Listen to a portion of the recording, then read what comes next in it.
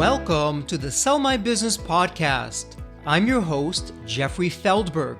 This podcast is brought to you by Deep Wealth and the 90-Day Deep Wealth Experience. Your liquidity event is the largest and most important financial transaction of your life, but unfortunately, up to 90% of liquidity events fail. Think about all that time, money, and effort wasted. Of the quote-unquote successful liquidity events, most business owners leave anywhere from 50% to over 100% of their deal value in the buyer's pocket and don't even know it. I should know. I said no to a seven-figure offer and yes to mastering the art and science of a liquidity event.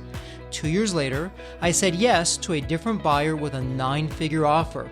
Are you thinking about an exit or liquidity event? If you believe that you either don't have the time or you'll prepare closer to your liquidity event, think again. Don't become a statistic and make the fatal mistake of believing that the skills that built your business are the same ones for your liquidity event. After all, how can you master something you've never done before? Let the 90-Day Deep Wealth Experience and our 9-step roadmap of preparation help you capture the maximum value for your liquidity event. At the end of this episode, take a moment to hear from business owners just like you who went through the Deep Wealth Experience. Welcome to the Deep Wealth Sell My Business podcast. Well, it's right around that time where we're going to do another deep dive on one particular topic. And this was actually a question that came in from a listener. Both an article was written about this, and let's talk about this now on the podcast. And here's what the question was. What are some of the typical liquidity event mistakes that can either rob you of success in the deal itself or actually kill the deal? And it was a terrific question because most business owners just jump into the liquidity event, do not put a lot of time and attention into it, and then they really are rolling the dice and they're gambling with what's the largest, biggest, single most important financial decision of a lifetime. So on this episode, let's do a deep dive in terms of what are the typical mistakes that most business owners make. And there's that saying that success leaves clues. Well, so does failure. When we know what not to do, that's just as important as knowing what to do. So with that in mind, let's jump in there and begin the process of talking about what strategies you should know about, what you should be deploying. And there's 5 key strategies. And the first one may come as a surprise to you, but I'll just throw that out there. And that's why you need to prepare more than you think you do. And again, for most business owners, when I speak with them, the typical attitude is, hey, Jeffrey, you know what? When I'm ready for a liquidity event, I'll just call up the investment banker and my company will be sold in less than a year. And technically, that's probably true, but it's not the outcome that you want. Because when you're not prepared, all kinds of things are going to happen. I want you to think about preparation in a completely different light. Most business owners, when it comes to preparation, not just with a liquidity event, but preparation in general, they think of it as a pain in the you-know-what. But when it comes to your liquidity event, preparation, I want you to view that as a key. It's like a magical key. And the key of preparation, this is what unlocks your enterprise value. In the 9-step roadmap, which I'll be talking a lot about today, as we talk about the 5 biggest mistakes that you can make for a liquidity event, I want to turn to step number 4, and that's due diligence. Now, you've all heard of due diligence, and I jokingly say that if you want to see a grown person cry, just mention 2 words, due diligence, and that'll do it. But what we do with step number 4 is we turn due diligence on its head. What do I mean by that? Well, in the 9-step roadmap, you master the art of due diligence, but very specifically, you're doing an internal due diligence audit. What does that mean? Why should I be doing that? Why are you asking me, Jeffrey, to do the due diligence twice, before the liquidity event and during the liquidity event? And they're all terrific questions. Let's go through what not to do and what happens, and then I'll walk you through why you want to do this. And this all revolves around preparation and the internal due diligence audit. Again, most business owners, and you know the statistics, I say it again on every episode, I'm like a broken record, but they're worth repeating. Up to 90% of liquidity events fail. Think about that for a moment. all that time, that effort, and your hard-earned money is for nothing. And as I jokingly say, it's not a joke, but as I jokingly say, you'd be better off going to your favorite casino and just gambling away that money. You'll be put out of your misery a whole lot earlier, and you'll have fun while you're at it. So when you don't prepare, congratulations. You now have a second full-time job, otherwise known as a liquidity event. So you and your team, you're running the business, but now you're doing the impossible. It's literally impossible for you and your team. You are trying to get the business ready. You're having the investment bankers asking all kinds of questions, all kinds of reports. You need information, data, budgets, projections, the list goes on and on. So there goes your weeknights. There goes your early mornings. There goes your weekends. And now you're finding, geez, I'm just flat out of time. Your stress is through the roof. And there goes all the health and the pressure that comes along with that. And then you get to the point where you realize, you know what? I don't think we can do this. We're going to have to go outside, get some outside consultants to help us put this together. And there goes your money, because you're asking very talented but expensive people to do these reports for you in a short time frame. And that is not the way to go. When you do an internal due diligence audit, you're saving your health, your time, and your money. How are you doing that? Well, for starters, you and your team on your own time and on your own schedule, you're now beginning the process of the internal audit. And what we recommend in the Deep Wealth Experience, that's our 90-day system for the 9-step roadmap of preparation, is that you bring on board a mergers and acquisitions lawyer to help you go through the internal audit. So now with the M&A lawyer on side, you're going through the internal audit at your own leisurely pace. You're learning more about your business than you ever would have thought possible. You're saving the money because you're not having these outside expensive consultants come in and do it for you. And because you're doing it on your own time at your convenience, you're not under the pressure. You're saving your health. You're actually, believe it or not, you can actually enjoy the process, because everything that I'm going to be talking about today, this all goes back to really you're doing two things with preparation. And that's the thesis with the 9-step roadmap and the 90-day Deep Wealth Experience. Our thesis, which is proven time and time again, when you put the time, when you put the preparation in place, you're finding those hidden skeletons and you're removing them, but you're also finding those hidden Rembrandts in the attic and you're putting them out for public display. So when you do an internal audit, you save your health, you save your time, you save your money. You're actually showing up when you're ready to the investment banker. You have your own data room, and you're saying to the investment banker, here you go. Here's the data room. Here's all of our information. We've done all the audits. We have audited financial statements. We have the quality of earnings reports. We have our budgets. We have our projections. You've done everything. Who does that? Well, you do, but aside from you, nobody else. And investment bankers love it because it shows that you're prepared. And talk about making an incredible first impression, not just with your investment banker, but with all of your advisors. Because when you do that, you are ready to go and you have the confidence that comes along with that. Now, you may be asking, okay, Jeffrey, you kind of didn't have me at the beginning, but you have me now on an internal audit. It makes sense. How long does it take? It's a good question. And the short answer is it depends. Well, you may be saying, what do you mean, Jeffrey? It depends. It really depends on you. Some business owners, when they're really organized, they can do it in 9 months. For most business owners, it's up to 2 years. So if you want to say somewhere between 1 to 2 years that you can do that preparation, that's how long it's going to take. Now, if you're groaning, don't groan, because I have some good news with this. What you're actually doing when you're doing the internal audit is you're also finding ways to grow the company. The 9-step roadmap of preparation, we could just as easily call it the 9-step roadmap of growth, because our strategies of preparation are one and the same for growth. And as I like to say, create a thriving and profitable business that you keep forever or sell it tomorrow. The choice is yours, but either way, it's a terrific choice. So strategy number 1, to wrap that up, is why you need to prepare more than you think. What's strategy number 2? And this one is a terrific one. And pay attention here. Strategy number 2 is why you must crack the investment banker code so you can thrive and prosper. Now, you've heard me say this before. It's worth repeating. I will say it again. Not all investment bankers are equal. There's two types of investment bankers, and most investment bankers fall under the category of what we call a transactional investment banker. What's a transactional investment banker?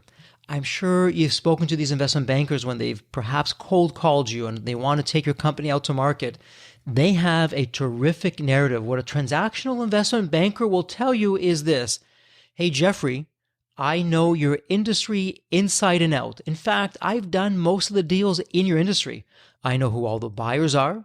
I know who the sellers are. I know what's going on. I know the trends. I know your business. I can put together a list of buyers very quickly. Because I know your business, you're not going to have to prepare all that much. I will take you to market and we'll get you a deal. Now, on the surface, what's being said is absolutely true. But as the saying goes, it's always in the details. So what's wrong with that? You may be saying, Jeffrey, a transactional investment banker, they know my business. They've been involved in most of the transactions, so they're experienced. They're a subject matter expert in my specific industry. Why wouldn't I do that? Well, what's being conveniently left out is that a transactional investment banker will do deal after deal after deal with the same buyers. So I want you to think about this for just a moment. You are a one-time transaction. You know what? Maybe you'll be a two-time transaction. If you really push it, maybe you'll have 3 liquidity events, but that's about it. Now, I want you to think about the value of your liquidity event compared to the many deals that a transactional investment banker will do with the same buyer again and again. We're talking hundreds of millions of dollars, if not billions of dollars over a lifetime of that business relationship. So here's a question for you.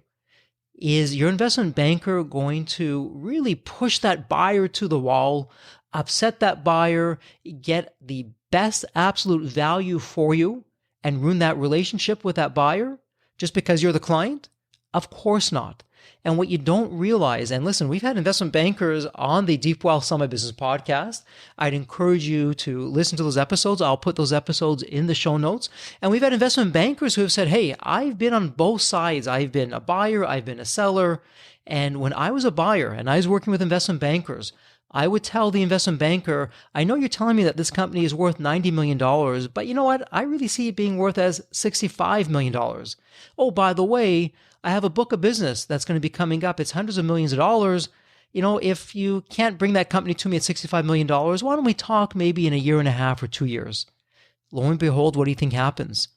The investment banker is coming back and that $90 million company is coming in at $65 million. Now, for the sake of this conversation, I've just been filling in some of the numbers there, but that's what happens and it's not far off. You got to listen to the episode, so it's absolutely crazy. So you want to stay away from transactional investment bankers. Their positives, again, they can take you quickly to market. They can put together a list of buyers. They know all the buyers. They know your business. But the downside is you're getting any deal, not the best deal. Where you want to focus on is what we call the advocate. So an advocate investment banker, here's the narrative of what you're going to hear. Hey, Jeffrey, we don't know your industry. We don't even really know your business. And in fact, we don't know your buyers. But leave it with us. We'll learn your business. We'll go out there. We will cast a very wide net. We're going to attract a lot of buyers. And we'll work with you through the competitive process to find you the best buyer. Now, at first glance, you might be saying, Jeffrey, are you nuts? Are you serious? Really? You want me to work with an investment banker who knows nothing about my industry, has never done a deal in my industry before, doesn't even really know my business? Why would I want to do that? Well, if you're listening carefully to the narrative of the investment banker, what you heard was, and this is key, we don't know the buyers. And that's what you want. Your investment banker who's an advocate will probably never do another deal with your future buyer ever again. Why is that important? Well, that allows your investment banker to really push the envelope. If your investment banker upsets that buyer and that buyer says, we'll never work with you again, the investment banker, your investment banker who's the advocate is saying, hey, that's okay. I don't mind that because I'll probably never work with you again either. So it's not a big deal. I want the top dollar for this liquidity event. And the other thing that you heard was, we'll have to cast a wide net to get the buyers. And you may be thinking, well, it's going to take longer. Initially, it'll take longer for an advocate to put together a list of buyers. But the advantage of that is you will not only have the same buyers at the table that a transactional investment banker would have brought, you will have more buyers because the advocate is going into different industries, probably different countries, casting a very wide net. And when it comes to your liquidity event, and we talk a lot about this in the Deep Wealth Experience, in step number 3, the future buyer, you want to have a competitive process, a competitive bid, otherwise known as an auction. You want to have as many buyers at the table as possible because they're quick, they're responsive, they're likely not going to play games with you, and that really helps you get the best deal instead of any deal. And the third thing when it comes to cracking the investment banker code is how you compensate your investment banker. Now, you may be saying, well, wait a minute, Jeffrey, what are you talking about? I'm already paying a commission, and it will be a hefty commission to the investment banker. And the short answer is yes, you are. And depending on your deal, it could be as low as 1%, it could be as high as 10%. The bigger the value of your company, the smaller the commission that you pay. But in the Deep Wealth Experience, one of the things that we talk a lot about, we call it the waterfall compensation system. And this is where you want to incentivize your investment banker to really go above and beyond. Let me talk now with my sales hat on. And it doesn't matter if it's an investment banker, if it's a real estate agent, if it's a sales professional. We're all people. And for any sales professional, if you went to them and you gave them a choice, you said, look, here's a deal, and let's just call it an index of 100. That's the standard. This deal that has an index of 100, you have a 95% chance of getting that. Or you can go after a deal that has an index of 125, but you only have an 80% chance of getting that. What do you think is going to happen? Now, some of you might be saying, well, Jeffrey, clearly the salesperson is going to go for the index of 125 because they're getting a higher commission. But the short answer is absolutely not. It's the opposite. As people, we always go for the sure thing. So whether it's an investment banker, a sales professional, the index of 100 for that particular deal with that 95% probability, that's where the sales professional is going to put his or her attention. And truth be told, let's say it was $100 million versus $125 million. You may be saying, yeah, there's a lot of commission on the $25 million, and perhaps there is, but there's no commission on $0. And so the investment banker may be thinking, well, you know what? The 100 million, that's pretty much a sure thing. It's not guaranteed, but let's just do that. And that's going to fall within the range of what's a really good deal. And perhaps it does. But what if the investment banker was incentivized to go after that other $25 million? What if that additional $25 million could be as much commission or more commission than what they were getting on the first $100 million? And in the Deep Wealth Experience, we have a whole formula of how you break that out and what the percentages look like. But when you provide that waterfall compensation to your investment banker, and this is where you're establishing the top end value of your business, and there's a number of ways that you can do that. But once you go to your investment banker and say, look, here's the top value for our business. And again, let's use that index of 100. The top value for our business is that index of 100. Well, from 100 to 110, I will pay you X% above and beyond what you're getting paid. And from 110 to 120, I'll pay you X plus Y%. And from 120 to 140, I'll pay you X plus Y plus Z%. You get the idea. And now you're incentivizing your investment banker to get you the absolute best deal instead of any deal. So this is why you must crack the investment banker code so that you can thrive and prosper. Let's talk about strategy number 3. And this one, I love this one. Here's the question for you. Do you know why enterprise value is not a complicated formula in a spreadsheet? Now you may be saying, Jeffrey, come on. There's no way that my value is not a complicated formula in a spreadsheet. What are you talking about? And it's a fair question. But now let's do a deep dive into the art of a liquidity event. And in the art of a liquidity event, and again, I'm going to put my sales hat on. I'm going to throw something out that you may find controversial, but I can tell you in my own experience and speaking with other sales professionals, this is absolutely the truth. And I want you to think about this for yourself. Again, as people, buyers are people, sellers are people, we're all people. We're all wired in the same way. People make decisions based on emotion first, and they justify it with logic later. And I want you to think about something. Maybe you're looking to buy, I don't know what it was. Maybe it was a property or a car or something that you really loved, and the price was a little bit out there. You love it, you know you want to do it, and in your mind, you start to justify why it's worth it. I love it, I'm going to do it. Oh, you know what? It has tremendous resale value. This is well respected in the marketplace. This really tells people that I've arrived, or I'm going to use it for many, many years because unlike all the other products, this one lasts a long time. You find the reasons to justify why you're going to be paying a premium. It happens every day, all day, every day. So how can you capitalize on that? Well, this all goes back to, again, step number 3 in the 9-step roadmap when you master the art of thinking like a buyer. And we're going to talk a lot about that in step number 4, so I don't want to take the wind out of my sails, but I'll simply say this. When you know how to think like a buyer, you know how to talk like a buyer. And you have the opportunity of getting the buyer excited through a narrative, a very powerful narrative about your business. And again, I'm going to put this in the show notes. I brought on a valuator. And the valuator, he valued everything from Uber to the Golden State Bridge to everything else in between. And in the interview, I asked him, how does the narrative make up the actual value of the business itself? And the next thing that he said really demonstrates that truth can, in fact, be stranger than fiction. He said, Jeffrey, before I even look at the spreadsheet, before I look at the data and the numbers, I want to understand that narrative. For me, he said, that narrative is 80% of the value. Now, of course, there has to be the numbers to back up the narrative. You can have a world-class narrative, but if you don't have the numbers to back it up, that's a whole other issue. But if you have a terrific narrative that gets me excited, and then you have the numbers to back it up, well, your enterprise value just went through the roof. And so your mission as a business owner, as the seller, is to craft a narrative that paints a very exciting vision where there's hope, where there's a high ROI for your future buyer. And this is how we can really leverage the art side of the liquidity event. And this demonstrates why the enterprise value is not a complicated formula. Here's a quick personal story from my own liquidity event. I asked the investment bankers and I asked some of the advisors to give me the top dollar value of Embanet.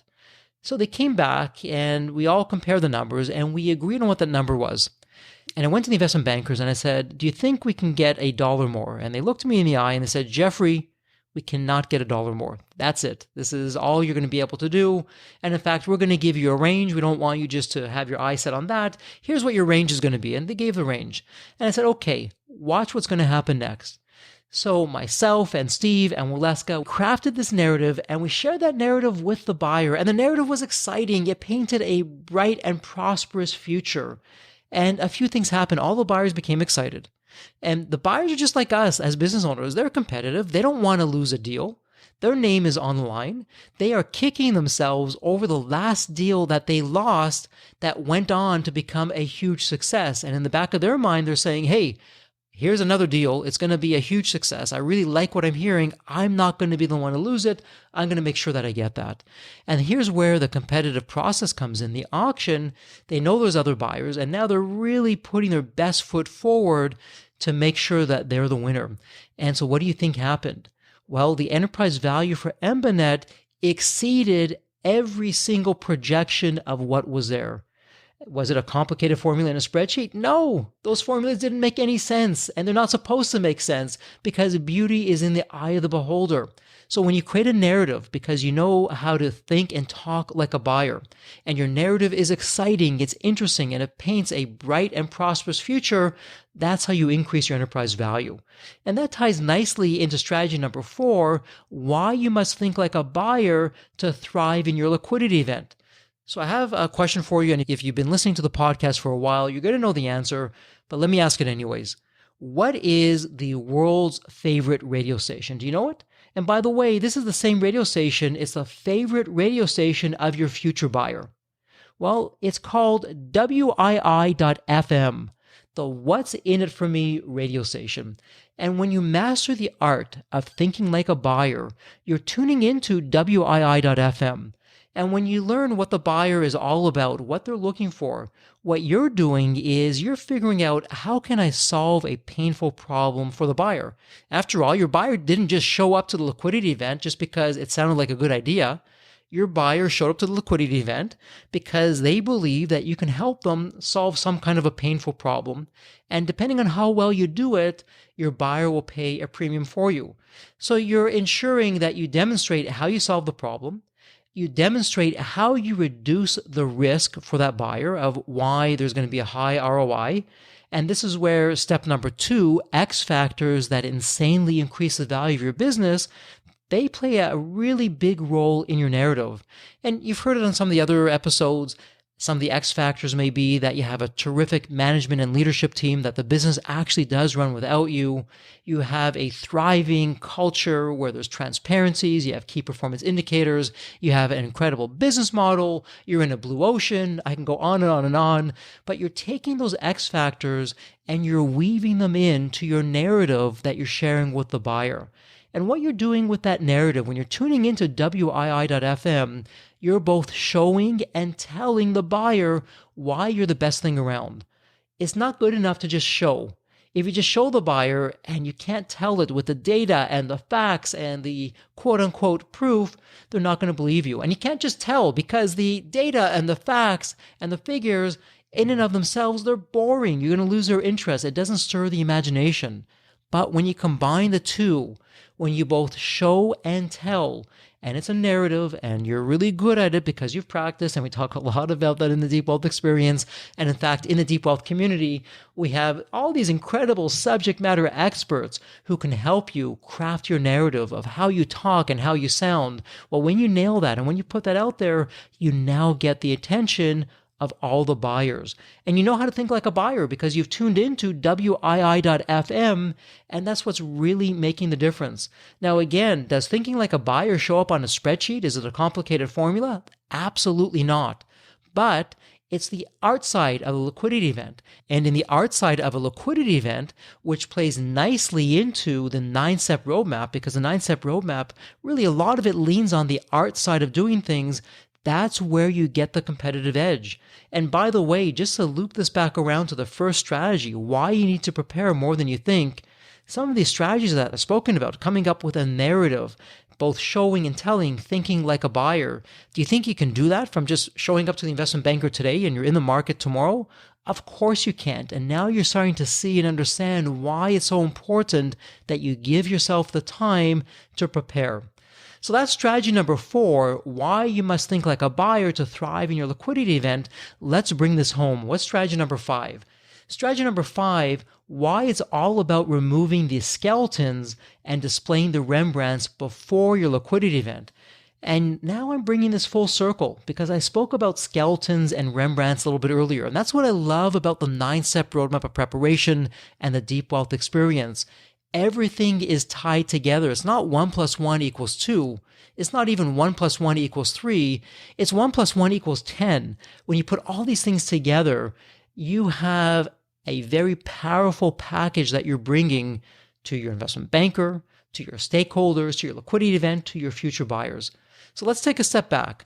Everything always gets boiled down to a very simple story. And as I like to say, let's not confuse simple with simplicity. Preparation, big picture-wise, preparation is doing 2 things. Number 1, it's helping you find those hidden skeletons in the closet and remove them. And please remember that every one of those skeletons that you don't find, that your buyer finds in the liquidity event because you didn't have time to prepare, one of 2 things is going to happen. Either, number 1, you're going to get penalized with your enterprise value, not good, or even worse, number 2, the deal is off. Skeletons are costly.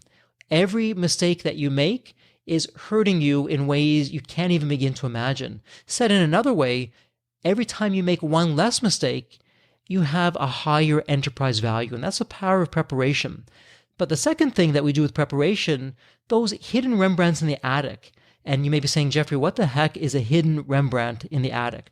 Well, these are areas that you're world class in, but you probably took it for granted that you're world class. You think, well, everyone is doing this. I'm doing this. My competition's doing this. It's not really special. Well, I have news for you. It is special. You are world class in 2, maybe 3 areas, probably even more than that when you look to find what that is.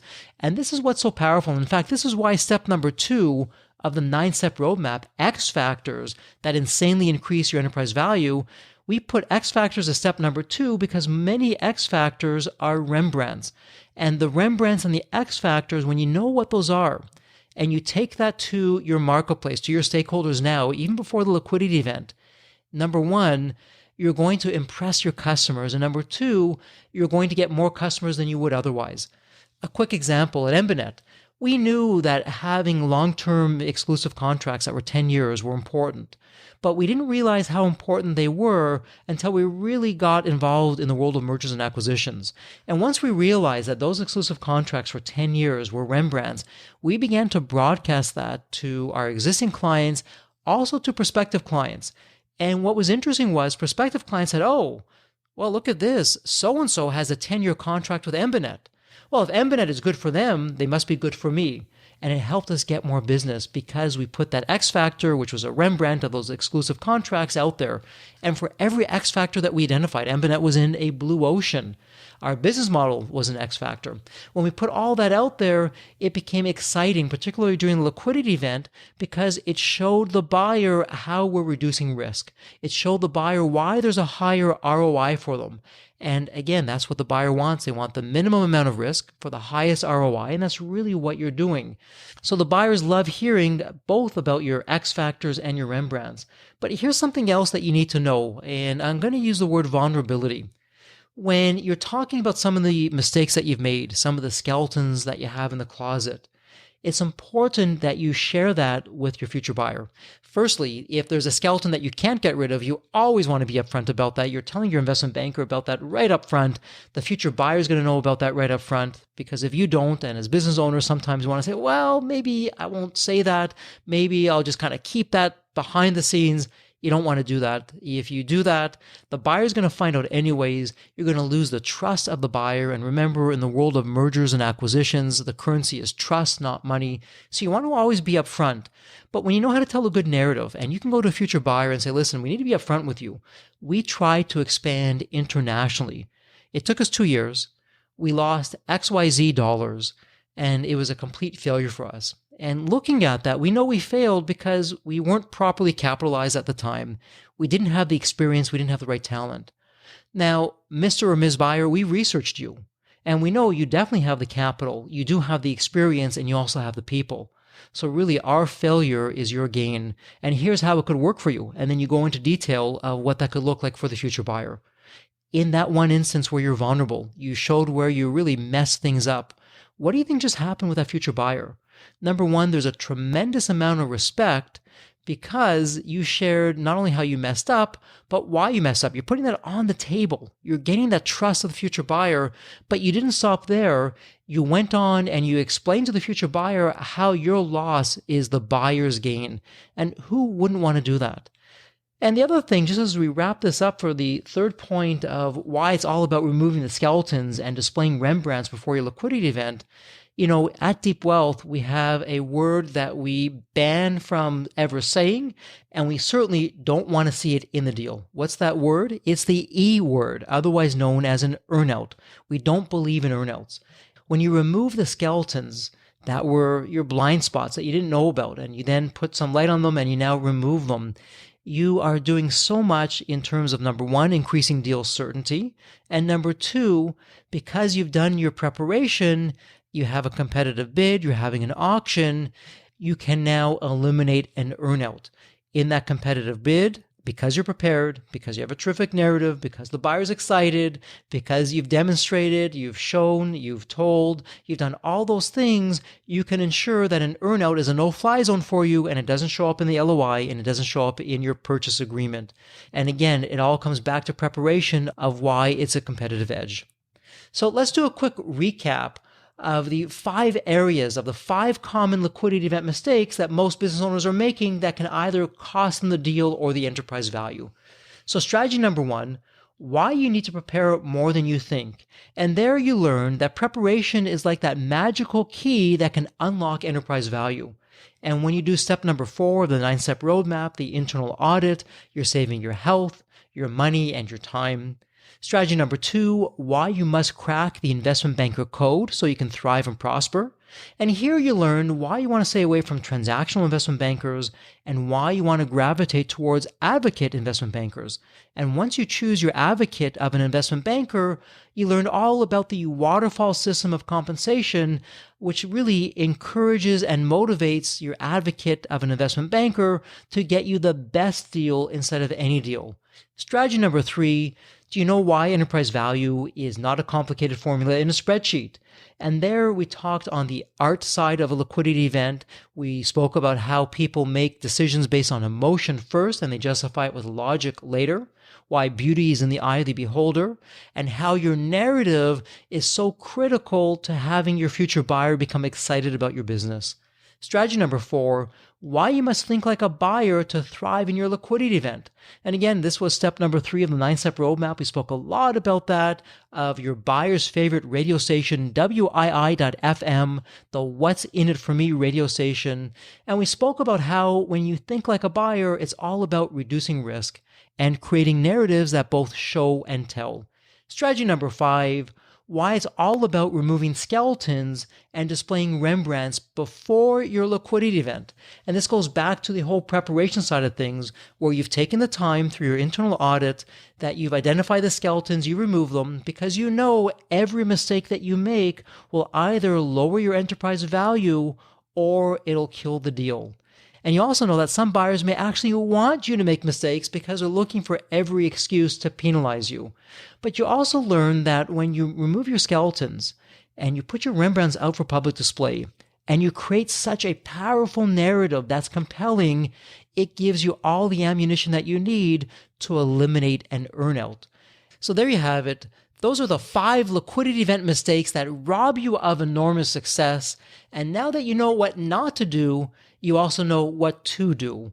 And on that note, you're all set to begin that process of preparation. So as we wrap things up here, I have a question for you. Did you enjoy this episode? Did you get value from it? Well, if you did, I would love it if you went to your favorite podcast site and give us a review. Your reviews help to get the word out there so that we can pay it forward to more business owners. And also, if you liked what you heard, if you got value from today, why not think about going through the 90-day Deep Wealth experience? You'll immerse yourself with other successful business owners from different industries. They're not your competitors. You'll learn the exact same strategies of preparation that I use for my liquidity event, my 9-figure liquidity event.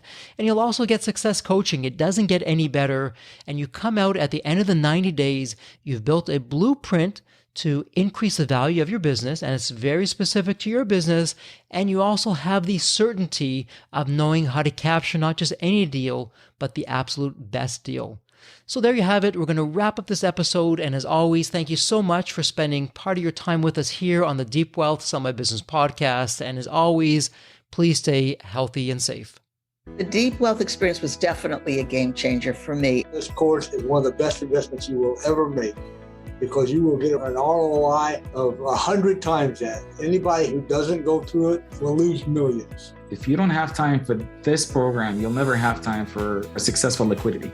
I mean, it was the best value of any business course I've ever taken. The money was very well spent. Compared to when we first began, today I feel better prepared, but in some respects, maybe less prepared, not because of the course, but because the course brought to light so many things that I thought we were on top of that we need to fix. I 100% believe there's never a great time for a business owner to allocate extra hours into his or her week or day. So it's an investment that will yield results today. I thought I will reap the benefit of this program in 3 to 5 years down the road. But as soon as I stepped forward into the program, my mind changed immediately. There was so much value in the experience that the time I invested paid back so much for the energy that was expended. The Deep Wealth experience compared to other programs is the top. What we learned is very practical.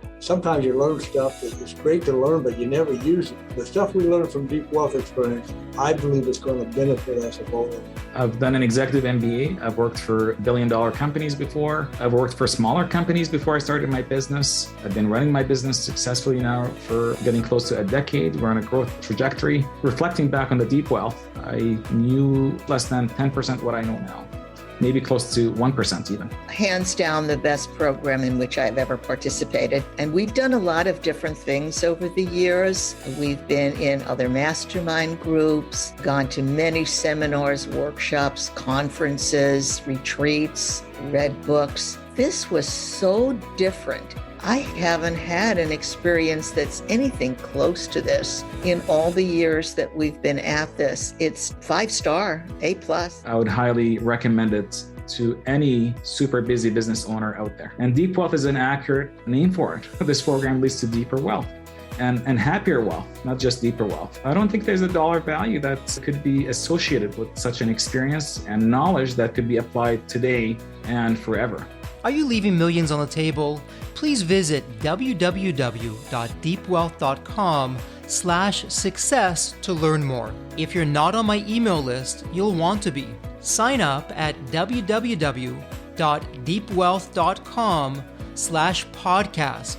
And if you enjoyed this episode of the Sell My Business podcast, please leave a review on Apple Podcasts.